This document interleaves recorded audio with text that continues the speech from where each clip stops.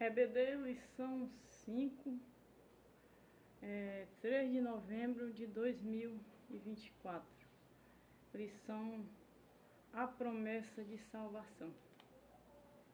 Hino da harpa 107. Firme nas promessas do meu Salvador, cantarei louvores ao meu Criador. Fico na dispensação do seu amor, firme nas promessas de Jesus. Firme, firme, firme nas promessas de Jesus, o Cristo. Firme, firme, sim, firme nas promessas de Jesus. Firme nas promessas, hei de não falhar, quando as tempestades vêm me assolar. Pelo verbo vivo hei de batalhar, firme nas promessas de Jesus. Firme, firme, firme nas promessas de Jesus, o Cristo. Firme, firme, sim, firme nas promessas de Jesus. Firme nas promessas, sempre vejo assim, purificação no sangue para mim, plena liberdade sem Jesus, sem fim. Firme nas promessas de Jesus. Firme, firme, firme nas promessas de Jesus, o Cristo. Firme, firme, firme nas promessas de Jesus, firme nas promessas do Senhor Jesus, em amor ligado com a sua cruz, cada dia mais alegro-me na luz, firme nas promessas de Jesus. Firme, firme, firme nas promessas de Jesus, o Cristo. Firme, firme, sim, firme nas promessas de Jesus. EBD, lição 5, o tema é a promessa de salvação. A lição As Promessas de Deus vem trazendo e relatando as promessas do Senhor a cada domingo, a cada EBD de cada domingo. Então essa de hoje vai tratar, a lição 5, vai tratar de as promessas de Deus de salvação. O que significa o termo salvação? Como que essa promessa foi trazida de Deus? Por qual razão? Quando eu colocar Deus como cabeça de uma história, então eu tenho que desenvolvê-la inteira. É como você chegar com algo que alguém constrói e você mostrar o autor. Então o autor, ele tem a razão daquela obra, ele tem o princípio da razão, porque fez aquilo e como fez, o detalhe. Então ali ele é o dono, ele é o rei da ação, da obra. Então é isso que Deus é, ele é o rei da obra. E como rei, ele deu a promessa da salvação naquilo que ele criou sobre a obra. O que ele criou na obra? A vida. Então, na vida, sobre a vida e para a vida, ele deu e prometeu a salvação. Porque a obra caiu, a vida da obra caiu numa natureza contra ele. E essa história já tinha tido um princípio de conflito contra aquilo, a sua autoria na obra.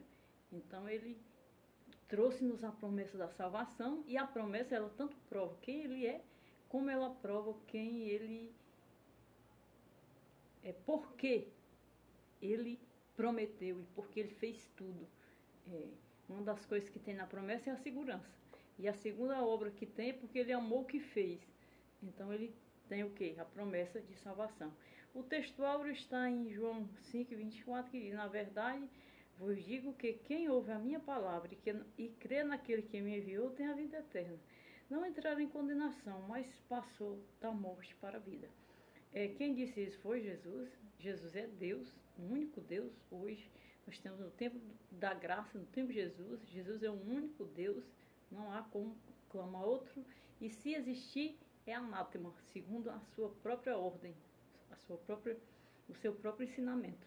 Então, Cristo disse: quem ama, que ouve as minhas palavras e crê em quem me enviou, não entrará em condenação. Cristo, ele se humanizou, ele tomou uma forma condenável. Cristo era Deus. Foi a forma que o homem, a obra que ele fez, caiu em estado de condenação. Então ele tomou aquela forma também entre os homens e veio trazer a salvação, porque a promessa já tinha sido liberada pelo povo que ele conduziu.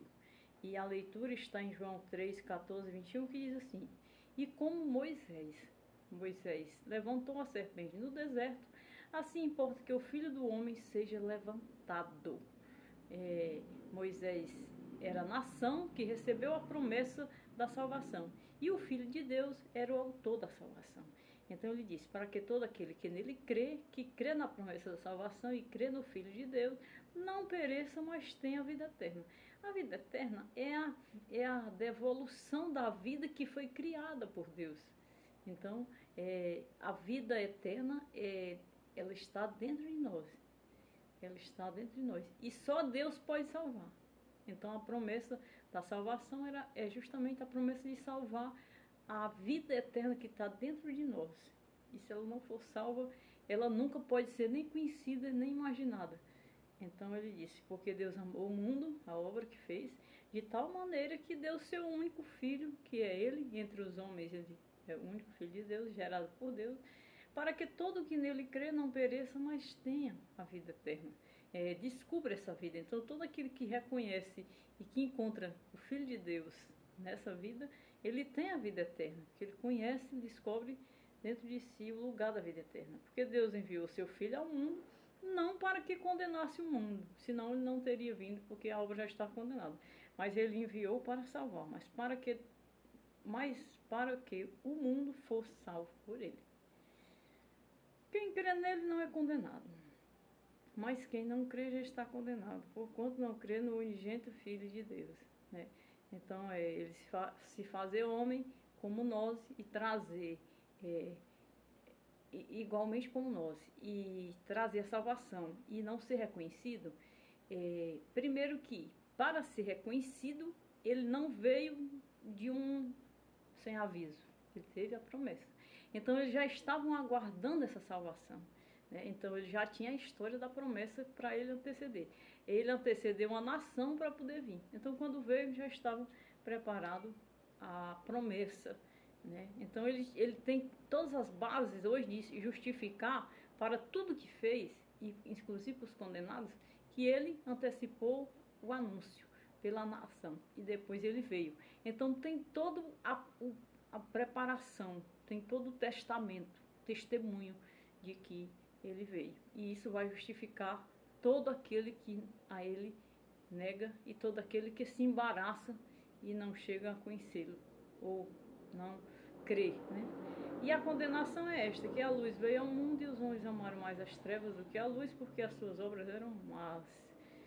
Porque todo aquele que faz o mal aborrece a luz e não vem para a luz, para que as suas obras não sejam reprovadas. Mas quem pratica a verdade vem para a luz, a fim de que as suas obras sejam manifestas, porque são feitas em Deus. As obras más e as trevas é onde está condenado o homem, né? Então, o homem, a obra que Deus fez, a vida que Deus deu, ele caiu na condenação, então ele caiu no mal. Então, ele é hoje um homem de natureza má. E ele faz as coisas realmente o mal. E ele habita na treva. O que é a treva? A treva é a mentalidade fechada e a mentalidade cega da luz. Quando você chega e anuncia o Salvador, ele não crê de imediato. E ele não aceita de imediato. E o pior de tudo, ele tem liberdade para isso. A liberdade dele é totalmente incondicional. Ele é liberto para fazer o que quer por conta da natureza que ele está envolvido nela. Então, depois da promessa, ele veio. E ele veio para quem crê. Quem crê será salvo, né? E quem não crê já está condenado.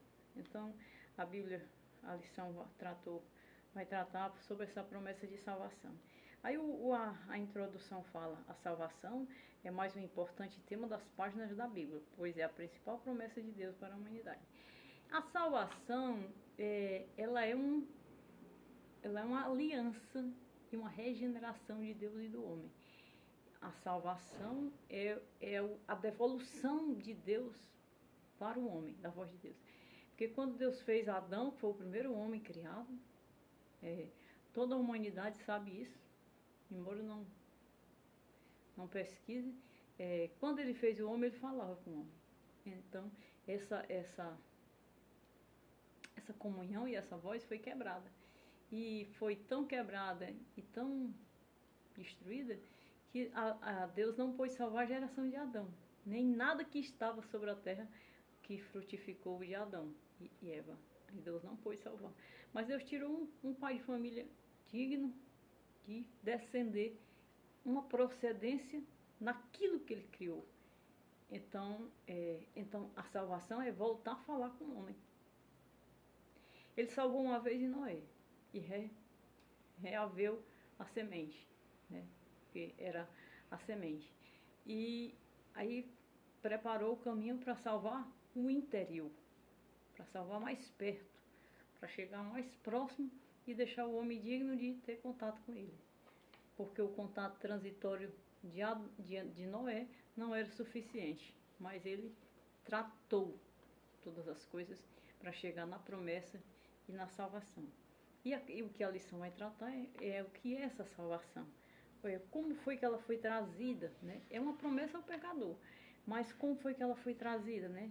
Aí existe o ponto 1, a promessa da salvação, o ponto 2, a natureza da promessa da salvação, e o ponto 3, a promessa e perseverança na salvação. Então existem esses 3 desenvolvimentos: natureza, perseverança e promessa. A promessa vem primeiro. A promessa é justamente onde eu estou acabando de concluir. É a promessa de Deus enviar o seu Filho unigênito do Pai. Ele existia desde o primeiro conflito, que ele já existia. E ele existia na promessa, mas ele não tinha se cumprido ainda. Então, ele veio para existir na promessa para Israel e veio se cumprir no tempo que veio. Porque Deus, ele é assim: quando ele manda uma promessa para o povo, para os homens aqui na terra, nós seres humanos, nós filhos de Deus, quando ele manda uma promessa, aquela promessa ela já está concretizada. Ela não está vivida, ela não está visualizada ainda entre os homens. Porque a ação de Deus, o pensamento de Deus não é o nosso. Então ele tem um domínio extra, um domínio sobrenatural, supremo. Então quando ele envia a promessa, ele já está dizendo que está certo, que é por onde vai a situação se colocar, se cumprir. E aí quando ele enviava, ele dizia que feriu o Redentor. Por isso Israel nunca acabou do mapa. E nunca acabará, porque é um povo que tem testemunho com Deus e que Deus vai tratar até o último momento de pecador e salvador. Então, quando Deus deu a promessa, ele cumpriu a promessa em Cristo Jesus. É uma maravilhosa salvação. A leitura da Bíblia em classe nos lembra da passagem bíblica do Antigo Testamento, Números, que trata de um ato simbólico em que a cura física seria uma realidade para quem olhasse para a serpente de bronze no deserto e teria a maldição removida de sua vida. Semelhantemente, o sacrifício de Jesus no Calvário proporciona redenção para a alma carente.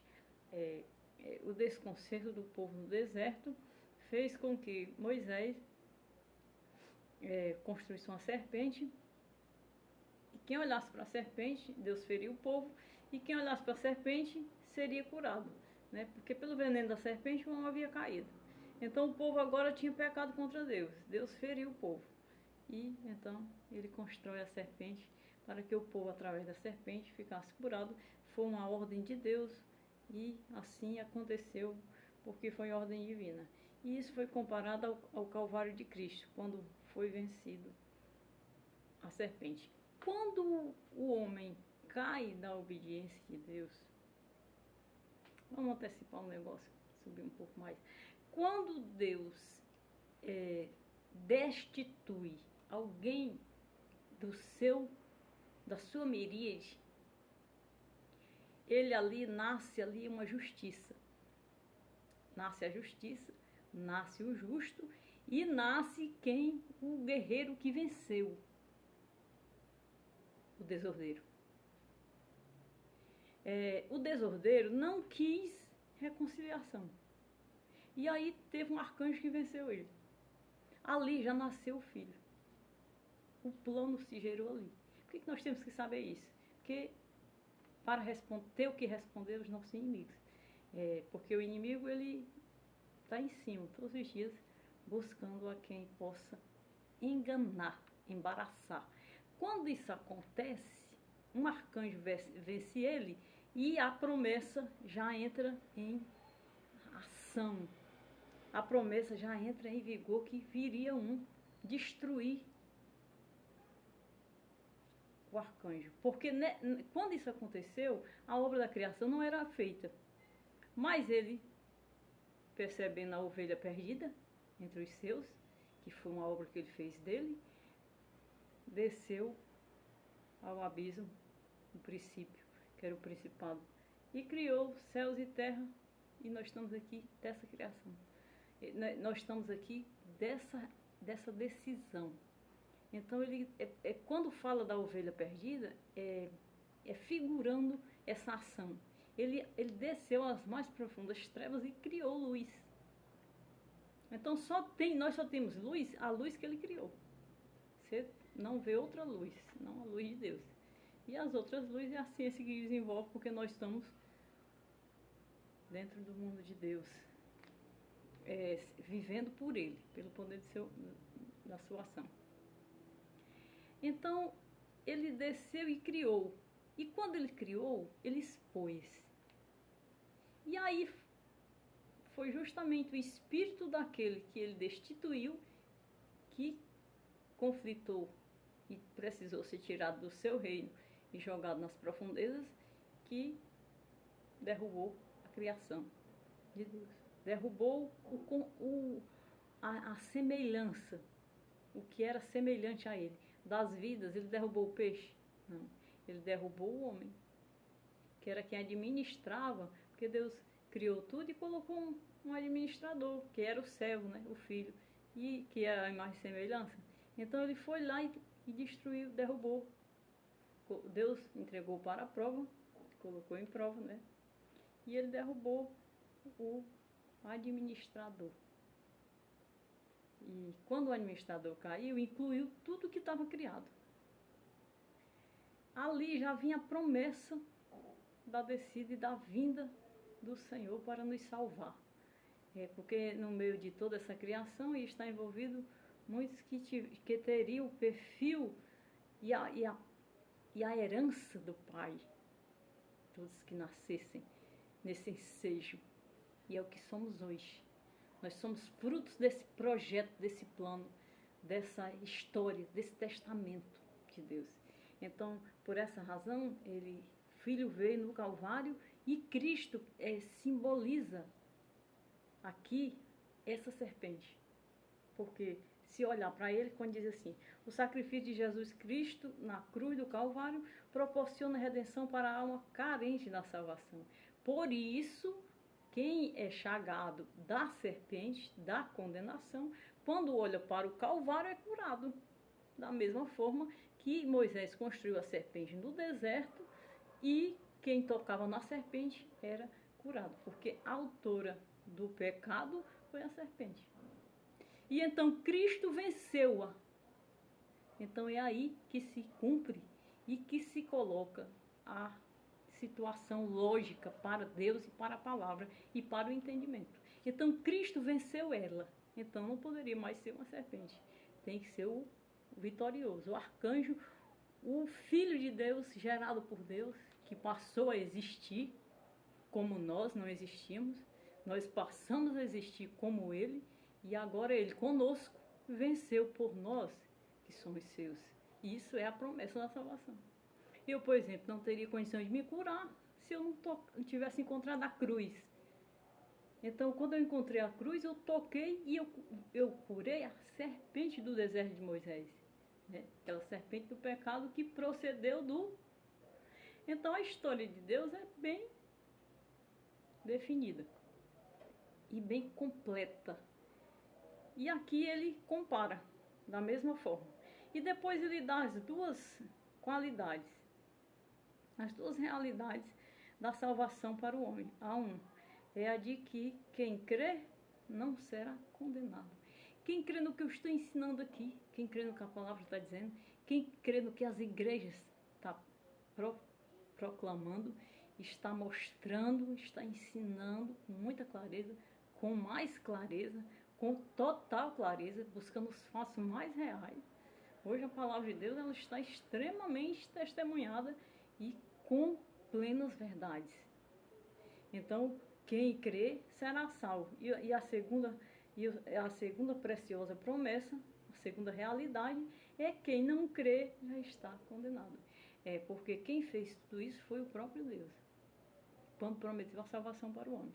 Então, quem não crê em todo esse processamento, meus irmãos, já está condenado. Não tem outra saída não, outra alternativa não. Só é ele mesmo, não há. Então, como diz aqui, as duas realidades. Quem crê, será salvo. Quem não crê, já está condenado. Quem tocar, se for curado, será salvo. E quem não crê, pronto. Essas são as duas realidades da salvação. E qual é a obra da salvação? A obra da salvação diz assim, no sentido geral, a palavra salvação, que vem do grego, soteria do grego. No grego, o nome é soteria. No português é salvação. Traz um sentido de livramento de perigo de ameaça. Lucas 1, 69 a 71. Saúde, livramento de prisão, livramento do dilúvio. Por que ele incluiu tudo isso? Porque a nação hoje, a humanidade, todas as gerações, desde o princípio, de Cristo Jesus, todas elas estão vivendo como se elas estivessem no dilúvio. O dilúvio foi um juízo. Então as pessoas do mundo vivem no juízo de Deus. Eles têm salvação se eles tocarem no Calvário. O livramento de saírem da prisão, de alcançar a saúde, é tocar na cruz. Então, quem não conseguir, não pode ser salvo.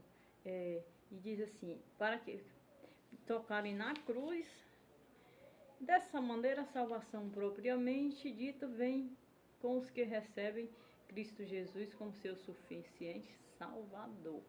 Receber Cristo Jesus como seu suficiente Salvador não é fácil, mas é o primeiro degrau. Você não sabe tudo naquela noite, ou você não antecede saber. Depende de como vai ser a sua salvação. Mas se você entrar pela porta, que é Ele, quando você entrar lá dentro, Ele vai lhe mostrar o caminho e lhe ensinar. Se você buscar Ele, Ele vai lhe ensinar como tudo aconteceu. É só o convite. Entrar pela porta, primeiro você entra, é como você chegar numa festa, você não conhece ninguém e nada. Aí você entra desacordado, aí vai ser recebido, vai ser tratado, né? Então, e o seu interesse, sua intenção ali é chegar na pessoa principal da festa. E aí você vai sendo conduzido aos poucos. Porque se você for direto, você não sabe nem se está preparado, né? Então, você vai ser conduzido aos poucos e vai chegar na pessoa e vai falar com a pessoa da festa. E assim a salvação. A salvação, a porta de entrada, você entra pela porta e aos poucos você vai sendo tratado para que você aprenda por que você está ali. Quem você na verdade é. Isso vai te dar a salvação. E é o seu próprio benefício. Não é nem interesse. A igreja, o irmão, faz a parte dele e recebe o galardão dele se ele continuar fazendo. Então, isso é que é o importante. E ali você e Deus. Entram e saem. Porque não consegue chegar lá. e nem tem interesse. Então é necessário ser tratado e valorizar e crer, porque é real. Bom, o Salvador. Quem é o Salvador? A obra da salvação tem em sua base a entrega do Filho de Deus com aquele que pagou o preço do pecado. Jesus é o Salvador, libertador, preservador, conservador, mas nos garante a glória da promessa de Deus. Jesus, ele é o Salvador e ele é também o arcanjo que venceu a rebelião. Então ele toma toda essa posição de fé, que se você, muitas vezes, o cristão ele precisa crer em tudo, desde o princípio, porque ele crê só no que está aqui, qualquer coisa desvia ele, e qualquer coisa coloca ele em dúvida, joga ele em cima de uma dúvida. Quando ele chega em cima de uma dúvida, ele abre para uma transgressão, e aí ele começa a se tornar uma pessoa flexível à transgressão, e aí Deus começa a reduzir a ele o conhecimento. Então ele vai sendo levado pela graça, né? E tem muita gente assim. Vai entrar muita gente assim. Ele abre para a transgressão, mas não abre para a salvação, né? A salvação é um processamento eterno. Você não deixa de ser salvo porque você já está na igreja tomando a ceia e já está batizado com o Espírito Santo, já tem ministério. Não. Ali dentro tem outra salvação para você. Então tudo isso processa a tua fé e te faz cada vez mais salvo em comunhão com Deus. Então, ele já veio dentro da rebelião. Então, ele já veio com aquela ordem de vitória. Deus sabia que quem venceu o arcanjo que venceu a rebelião, ia ser necessário vir para a obra da criação. E aí ele coloca a criação que ele fez em prova. Só que ele coloca a criação que ele fez num corpo feito do pó, no lugar que ele pisou. Então tem duas coisas ali, tem a composição e tem a vida que ele deu. Então duas coisas se dividem, a alma e a natureza. Se ele não cai, ele estava ainda em glória. O pecado não tinha entrado. Como ele caiu, ele contraiu a rebelião, a rebeldia. Então ele já vem planejado de lá, ele já foi cumprido.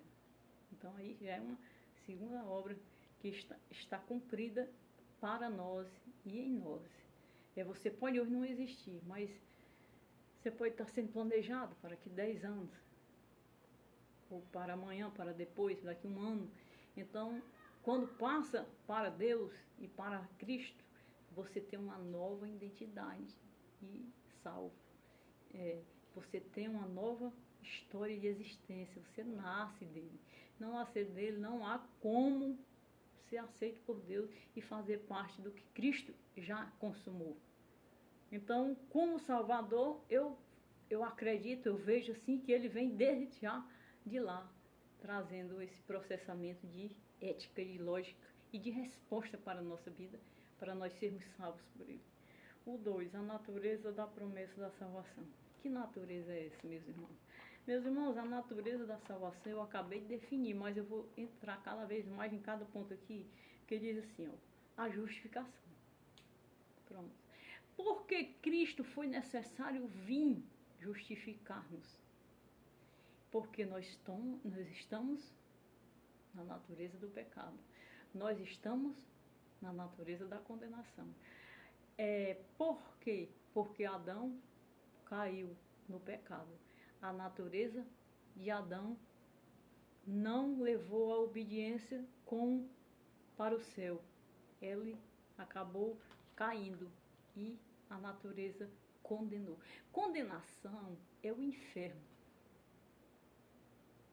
Condenação é quando você não tem quem te salve. Quando você não tem justificativa. Você não tem ninguém por você. Nada lhe justifica, só lhe condena. E nós estamos nessa natureza. Não pense que porque você tem uma vida, tem uma definição em todos os lados da vida, você não sofre condenação. Você é condenado. Deixa a situação apertar para tu ver. Então, quando Cristo vem justificar, ele vem justificar diante da condenação. Ele vem justificar diante de Deus. Ele vem justificar diante do pecado. Então ele justifica. Ele paga o preço como a serpente, ele venceu a serpente, e quem toca nele, que é Deus, que veio como homem, que teve o seu povo, quem toca nele, nasce dele. Quando nasce dele, é justificado. Porque quem é que Deus coloca do lado dele que alguém possa condenar? Ninguém. Então, a nação era de Deus. É como aquela passagem de Baraque. Como tu amaldiçoarás o que Deus abençoou, criatura? Como tu amaldiçoarás o que Deus abençoa? É como a mentira. Como é que você mente? Se a verdade está aqui. Então, a justificação é essa. É Deus me colocando do lado dele, por Jesus Cristo. E a regeneração? A regeneração é a transformação interior. Quando você toca na cruz, que é curado, como a serpente do deserto, Cristo venceu, você é justificado. Ele disse, ele creu, ele é meu. Eu perdoo tudo que fez, coloco do meu lado, é meu e ninguém mais toca. Comprei com meu sangue, paguei e venci a serpente na espada, no sangue. Então, justifica, regenera, ele nasce. Se ele não nascer, ele nem toca. Para ter a justificação, ele tem que nascer. Deus conhece quando ele nasce. Por isso que ele conheceu a mulher do fluxo de sangue. Quem me tocou? A mulher nasceu na hora que tocou nele e foi curada. Então ele disse, quem me tocou? Ela creu, está justificada. E ela nasceu. Então a justificação acontece porque a pessoa nasce. E a santificação também vem junto. Justificação vem da regeneração e da justificação. A santificação é o aspecto da salvação como resultado da obra do Calvário. A santificação vem junto com a regeneração. Você sente o arrependimento, você localiza o pecado, a natureza, e você sente a comunhão com o Espírito Santo. Você sente o perdão, você sente o corpo santo no seu. Isso tudo, essas três qualidades da salvação, é a salvação. Essas três qualidades que ela tem, a natureza da salvação, é o que acontece com a salvação. O ponto 3, a promessa.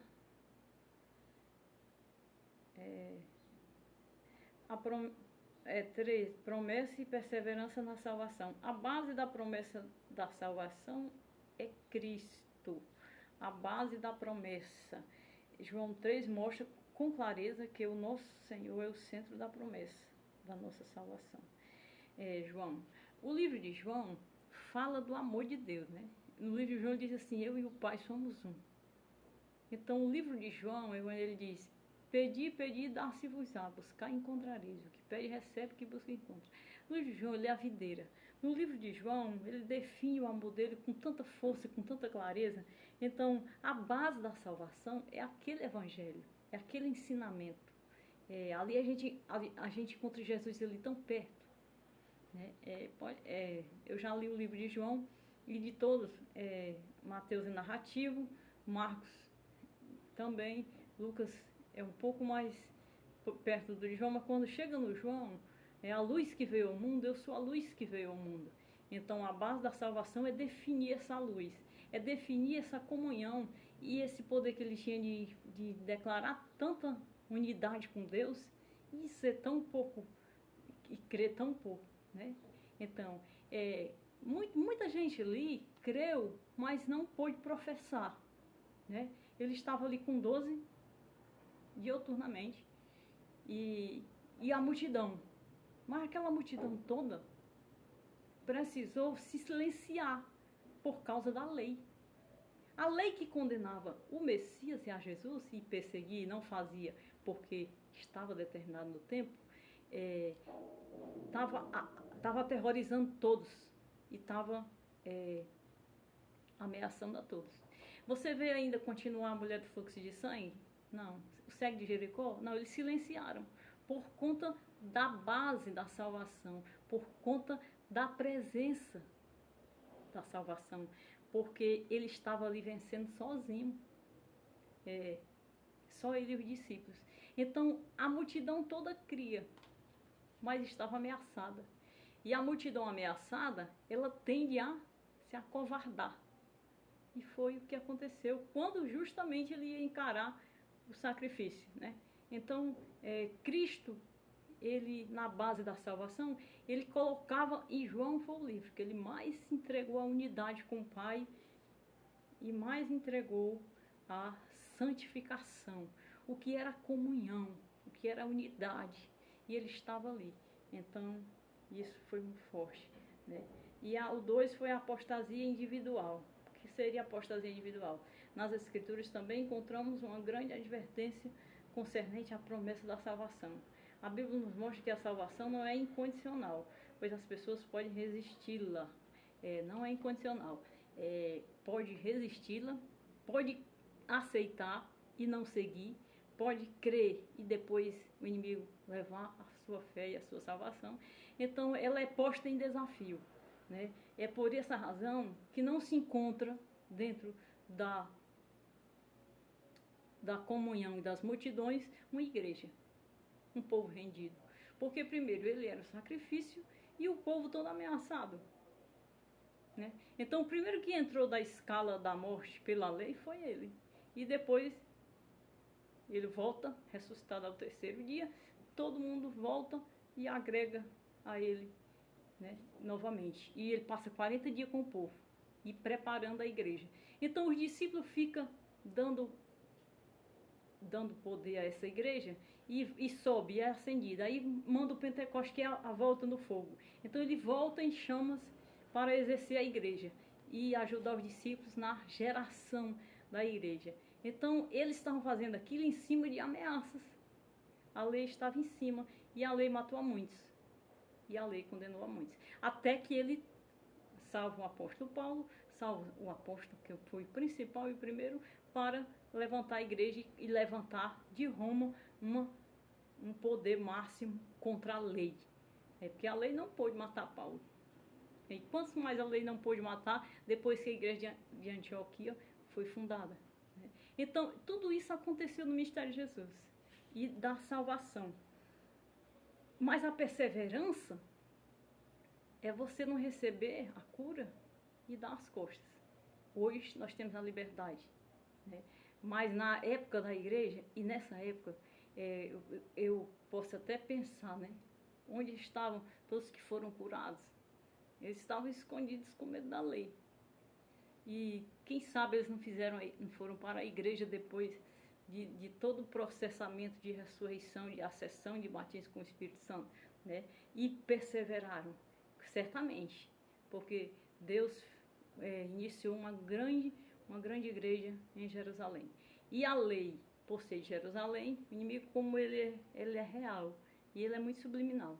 Porque a lei era de Jerusalém, mas Roma queria Jerusalém, queria Israel, e não abria mão.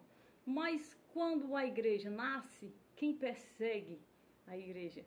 A lei dos judeus. Então, a igreja não ficou sendo a sede de Jerusalém. A igreja foi tirada, Roma rouba a igreja. Então, a sede da igreja passa a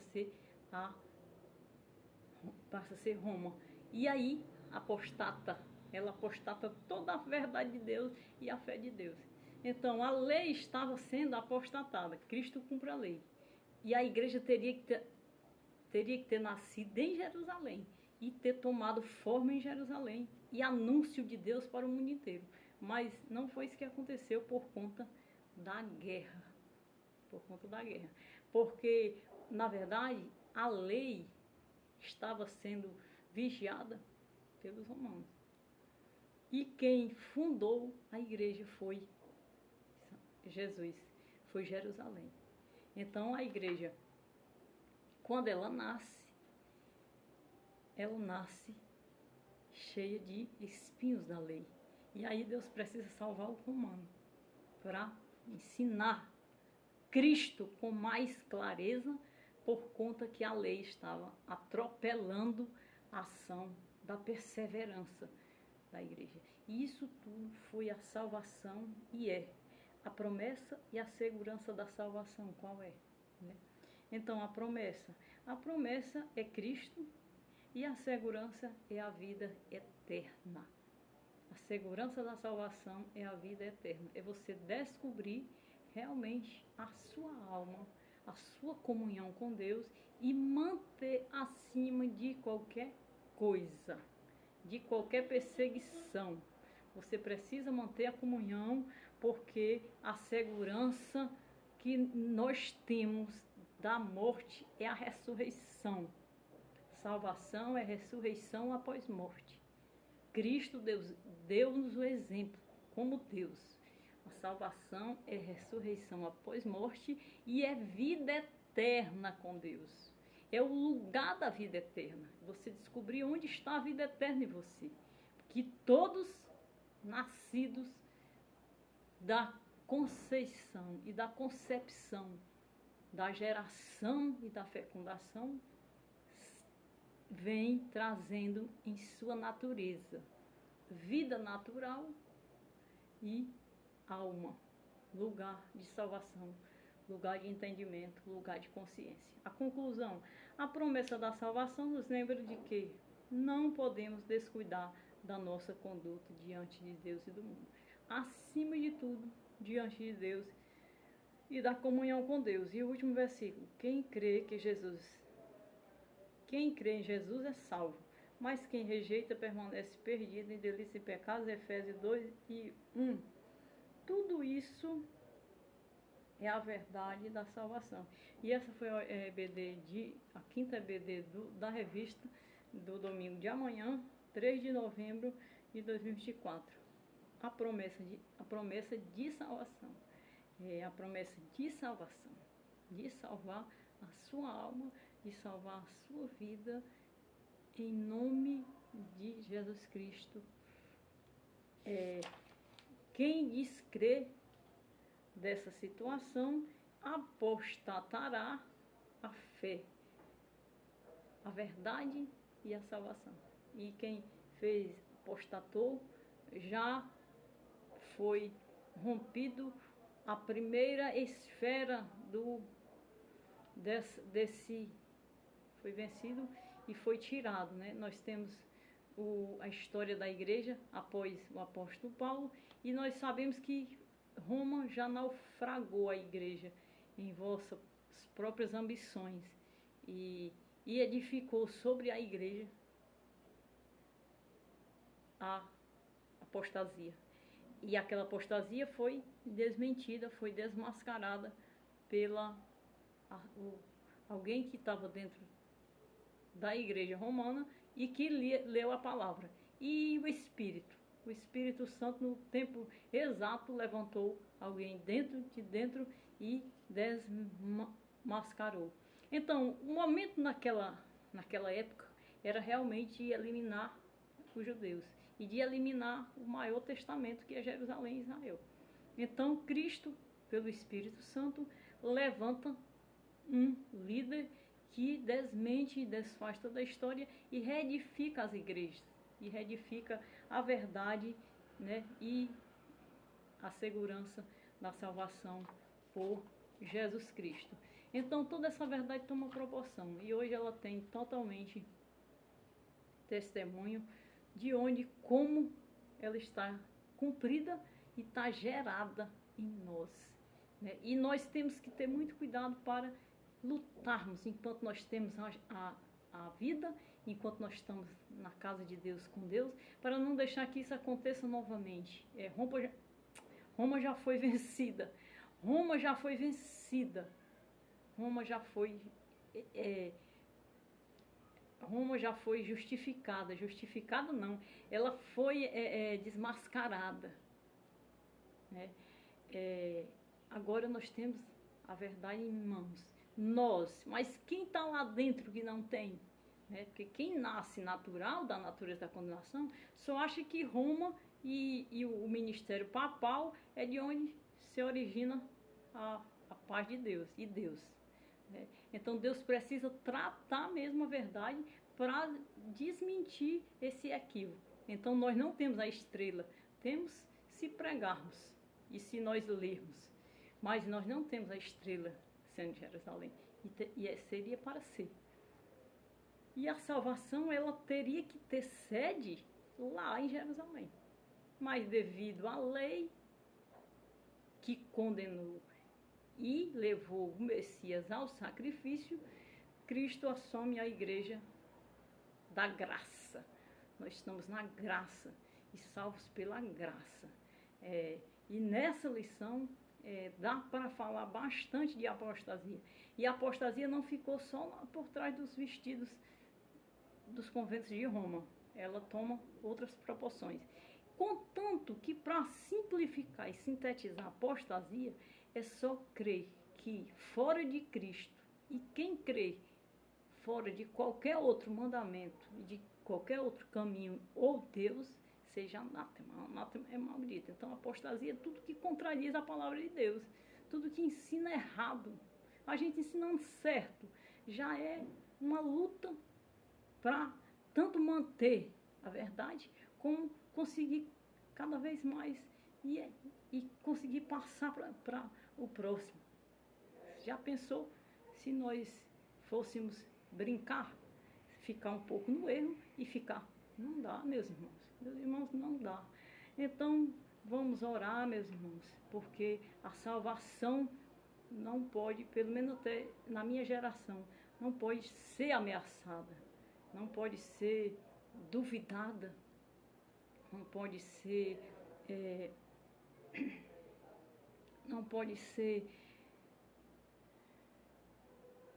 confundida,